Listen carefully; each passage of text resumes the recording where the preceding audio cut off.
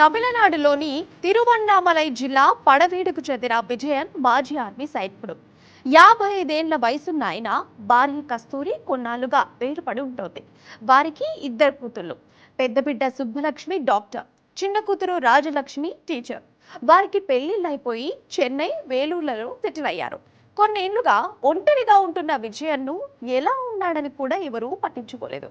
4 కోట్ల విలువ చేసే రెండిళ్లున్నా ఒక్కోసారి రోజువారీ అవసరాలకు కూడా ఇబ్బంది అయ్యేదని విజయన్ చెబుతున్నాడు. అటువంటి పరిస్థితుల్లోనూ పట్టించుకోని కూతుళ్ళు కొన్నాళ్లుగా ఆస్తి పంపకాల కోసం తనతో గొడవలు పడుతున్నారట. దీంతో విసిగిపోయిన విజయన్ గత నెల 2న పడవేడులోని రేణుకాంబల్ ఆలయానికి వెళ్లి తన ఆస్తి పత్రాలను హుండీలో వేశారు. ఇటీవల హుండీ లెక్కింపు జరగ్గా డబ్బులు, ఇతర కానుకలతో పాటు ఈ డాక్యుమెంట్స్ కనిపించాయి.